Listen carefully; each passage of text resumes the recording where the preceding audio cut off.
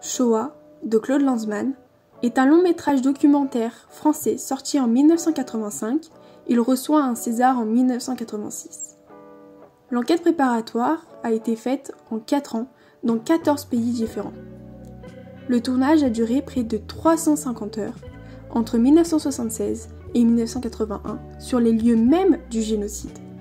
Le film a pris 12 ans pour voir le jour. Son origine vient d'une commande du gouvernement israélien en octobre 1973 à la fin de la guerre du Kippour. Claude Lanzmann a vécu la guerre de 39-45.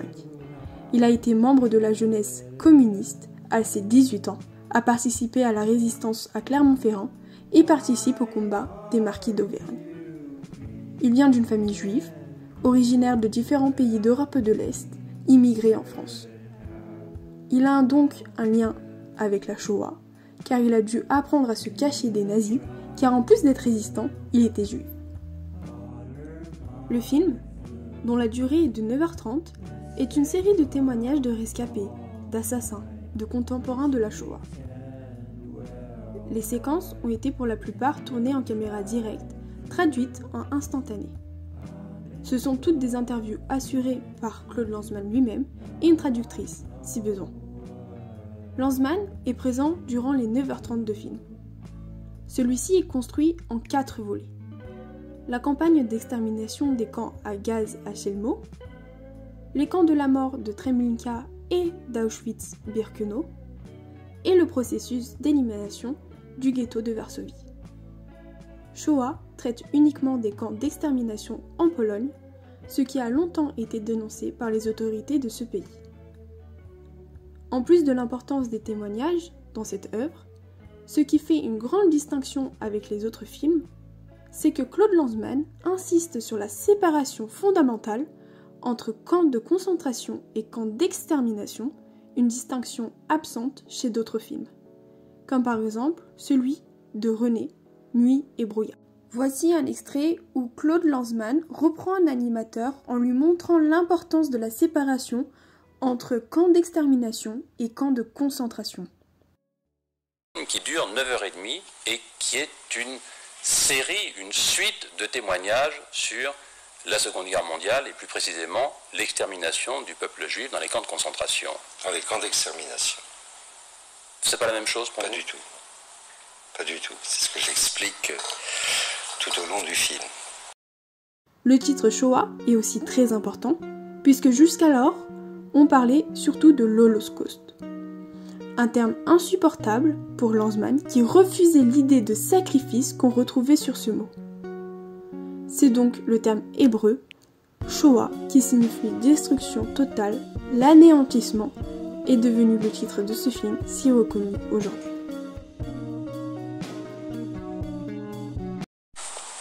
Essentiellement revécu, parce que ça n'est pas une histoire dans laquelle des gens cravatés derrière leur bureau racontent des souvenirs. Les souvenirs sont faibles. J'ai choisi des protagonistes capables de revivre cela, et pour le revivre, ils devaient payer le prix le plus haut, c'est-à-dire souffrir en me racontant cette histoire. Dans ce documentaire, la Shoah n'est pas imaginée par les personnages, elle a été vécue. Shoah est un film polyphonique et il repose exclusivement sur des témoignages. C'est ainsi que l'entrelacement des voix donne des informations beaucoup plus riches et nous avons accès à plusieurs points de vue différents. Il y a des témoignages d'anciens SS, tout comme de survivants juifs, ou même des témoins de la Shoah, comme les paysans qui travaillaient à côté de Treblinka.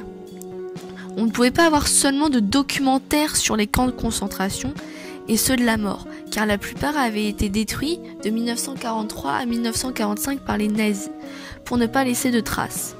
Lanzmann a donc fait ce documentaire sur la Shoah en parlant avec les acteurs de celle-ci.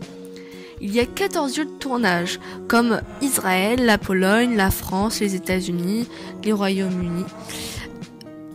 Ici, la caméra a un rôle important car elle est la seule à recueillir ce témoignage. En effet, Lanzmann parle avec les rescapés, les témoins ou les assassins, mais n'écrit rien.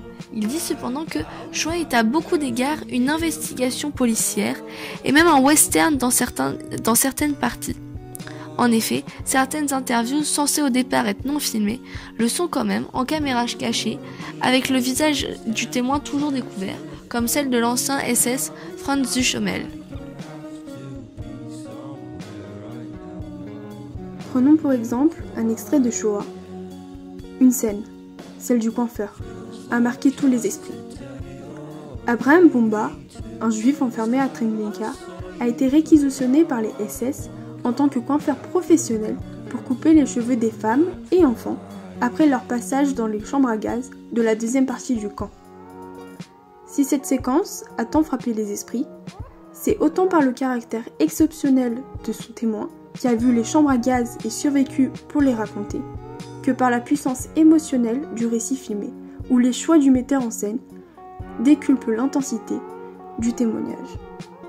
Au-delà des faits rapportés, l'identification des acteurs de la Shoah recherchée par Claude Lanzmann se voulait le principal vecteur de transmission de la mémoire de ce génocide auprès de tous ceux qui ne l'avaient pas vécu.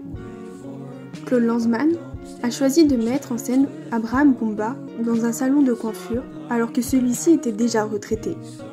Et ceci visait précisément à lui permettre de vivre les détails de cette expérience traumatisante pour les transmettre à ses spectateurs.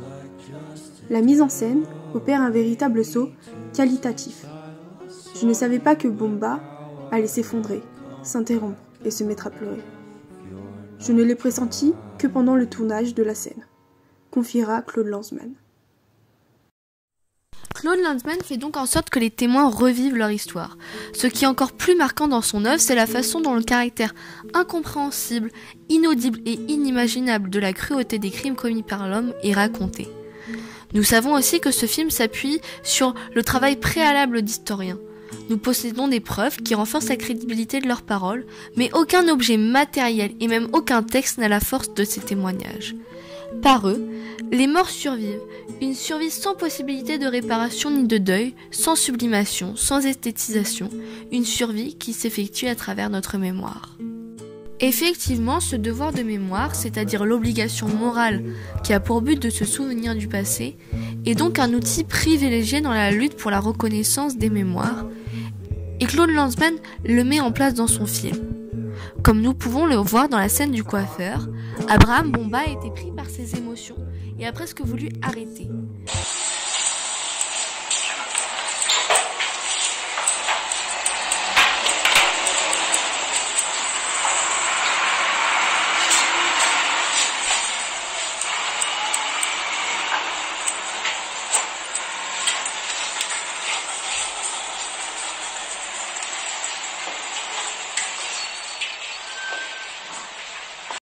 Mais Lanzmann l'a encouragé en lui disant qu'il devait le faire, même si c'était dur. Go on, you must go.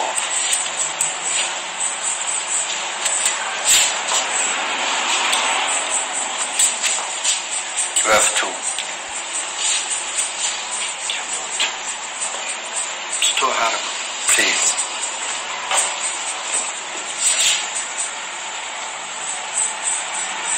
We have to do it, you know it.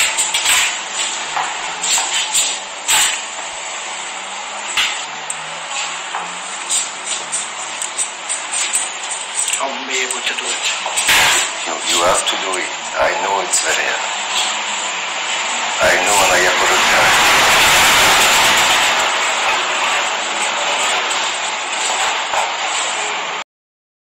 Cependant, comme le dit Antoine Prost, on fait valoir sans cesse le devoir de mémoire, mais rappeler un événement ne sert à rien, pas même à éviter qu'il ne se reproduise. Si on ne l'explique pas, il faut comprendre comment et pourquoi les choses arrivent. En d'autres termes, ce souvenir est certes très important, mais si les raisons ne sont pas expliquées, cela n'empêche pas les erreurs du passé d'être encore commises. C'est ainsi que nous faisons appel au devoir d'histoire qui se détache des émotions. Elle ne se concentre pas sur la reconnaissance ou la souffrance. Claude Lanzmann a, avec ses témoins, fait appel au devoir de mémoire, mais grâce à ses recherches et ses explications, nous pouvons mieux comprendre les causes de ce génocide et ne pas répéter les erreurs du passé, car c'est un passé qui ne passe pas. Nous pouvons ainsi conclure que Shoah de Claude Lanzmann est une œuvre très puissante qui a su nous transmettre les horreurs de l'extermination des Juifs. Landman a su mettre en scène des protagonistes authentiques, portant en eux les marques du passé. Ces personnages nous transmettent plein d'émotions et nous prenons de cette manière conscience de l'ampleur des crimes commis par l'Allemagne nazie. Ce film, même s'il traite de la pire inhumanité que le monde n'ait jamais connue, permet à ceux qui sont derrière l'écran d'être touchés par un sentiment d'humanité et de fraternité.